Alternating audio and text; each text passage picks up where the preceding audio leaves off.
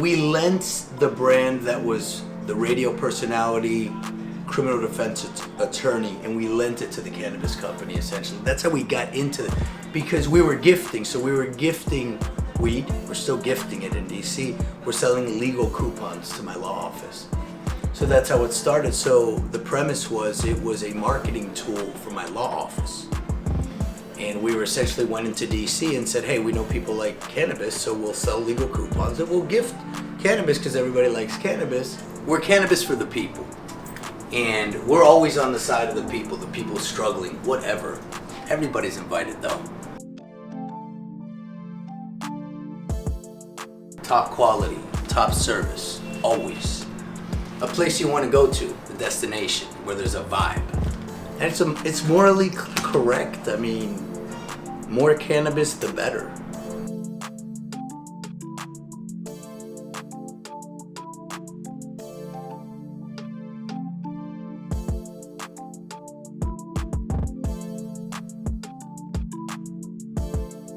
I'm Deborah Borchardt. I'm the executive editor of the Green Market Report. It's a cannabis financial news website. I have a Wall Street background. I left Wall Street and got my master's degree in business and economic reporting at New York University. I think the thing that's going to be most impressive is what we've learned in cannabis on indoor cultivation. I think that when we start to have more issues with climate change affecting crops, that what we're learning right now with cannabis, with the lighting and the HVAC and the mold and the moisture and the energy that it takes to indoor cultivate, and that now they're trying to go to things with more solar lighting and such like that. Countries that have energy issues and now also have food issues, that you think that you might be able to set up these facilities where solar lighting is used to grow food for these populations. Indoor cultivation is going to be the biggest contribution from the cannabis industry to the rest of the world. Yeah. I mean, forget the medical stuff and all that. I truly think that that's going to be game changing for a lot, like you said, a lot of third world countries that can't afford their own food.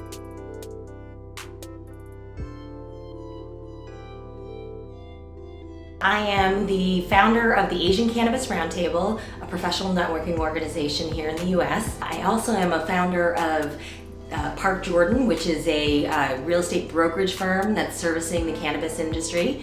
And most recently, I was the director of real estate for Acreage Holdings, one of the largest multi-state operators here in the U.S. What excites me, I think, the most is the idea of cannabis meeting hospitality. And so I grew up in Syracuse, New York, Western New York, and I am excited to see tours and hotels and all kinds of activity in the Finger Lakes region and these scenic areas in Western New York and the Catskills. We've got beautiful swaths of land all over the place where cannabis consumption would be tremendous. I've just been really surprised that the Europeans have been a bit slow. We need to create these spaces for safe consumption. And I absolutely believe that we'll see states, as they adopt adult use programs, will include on-site consumption because we see this in New York. Mm-hmm. I think you'll see it in Eastern Europe faster, because I think the economies there are so stressed and you have so many people looking for jobs that I think those communities tend to be willing to try it faster than other communities. And then you have the real estate. You have the ability to go into old buildings that are depressed or are not being used and turn them into cultivation facilities.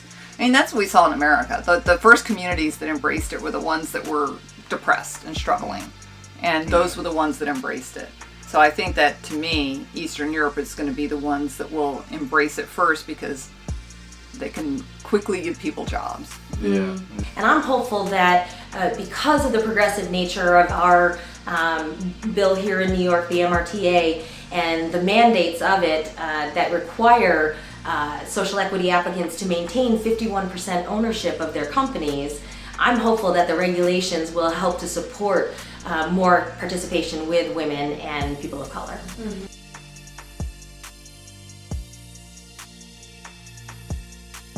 I like to think of Like a Lady as a luxury brand. Like, you're coming to me for an experience, you want to feel a certain way, so you're willing to pay a premium for it, and for knowing that it's like artisanal and hand done. So I also don't necessarily want to cater to everybody, because not everybody smokes that way. Some people are more casual and passive about it. I'm going to pack an arousal pre-roll.